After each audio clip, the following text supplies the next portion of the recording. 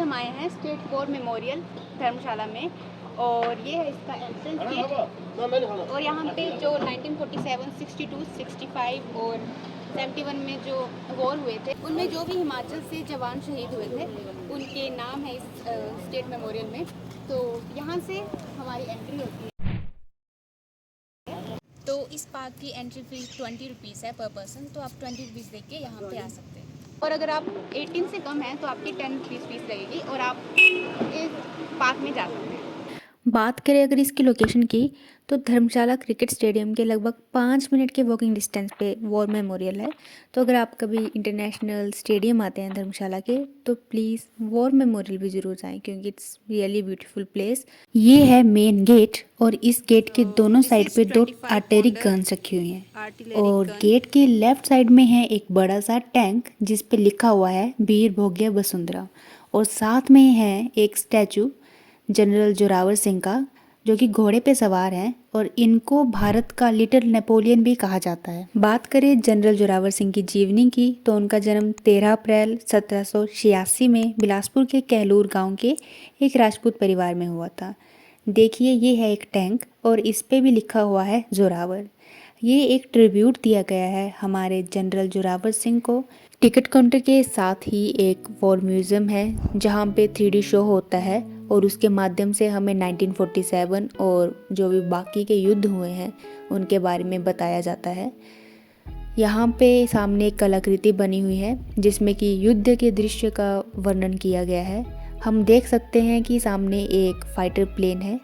देखिए ये एक फाइटर प्लेन है और उसके नीचे ही एक समुद्री जहाज़ बनाया हुआ है जो कि युद्ध के दौरान इस्तेमाल किया जाता है, तथा यहाँ पे है भारतीय सैनिक जिन्होंने हाथ में तिरंगा पकड़ा हुआ है। तो अब हम देखने जा रहे हैं फाइटर प्लेन को जिसके कि एग्जैक्ट नीचे हम खड़े हैं और इस फाइटर प्लेन की सारी इंफॉर्मेशन इस बोर्ड में दी हुई है कि ये कैसा है और क्या है।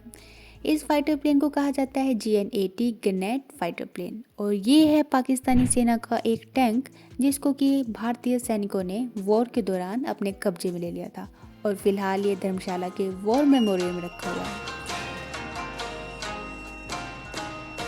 बाहर की लगभग सारी चीज़ें तो हमने देख ही ली, तो चलिए अब वॉर मेमोरियल के अंदर चलते हैं और देखिए यहाँ पे चीड़ के पेड़ लगे हुए हैं हर तरफ और ग्रीनरी ही ग्रीनरी है। आज हम यहाँ पे घूमेंगे और आपको भी घुमाएंगे, तो चलिए चलते हैं। यहाँ पे हमें पार करना पड़ा एक छोटा सा पुल पार करने के बाद हमको चढ़नी होंगी थोड़ी सी सीढ़ियाँ और ये सीढ़ियाँ चढ़ के हम पहुँच जाएंगे मेन परिसर में। और इस परिसर में ये है अमर जवान ज्योति। तो इस शहीद स्मारक में हिमाचल से जितने भी सोल्जर डिफरेंट वॉर में शहीद हुए हैं उनके नाम लिखे हुए हैं इन ब्लैक मार्बल की दीवारों पे। एक ये है दीवार, एक वो दीवार है और यहाँ पे एक मेरे पीछे है। इसमें 1962 और 1965 में जो वॉर हुए थे उनमें जो हिमाचल के सोल्जर शहीद हुए थे उनके बारे में उनके नाम लिखे हुए हैं। स्मारक के बिल्कुल ठीक सामने आगे है NSP 75 mm RCL गन।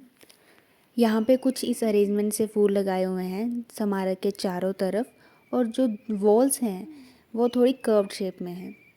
और अब हम देखने जा रहे हैं एक रेप्लिका ऑफ शिप, लाइक एक युद्ध पोत है ये जो कि मे बी वॉर में यूज़ हुई होगी और उसका रेप्लिका यहाँ पे हमें देखने को मिल रहा है।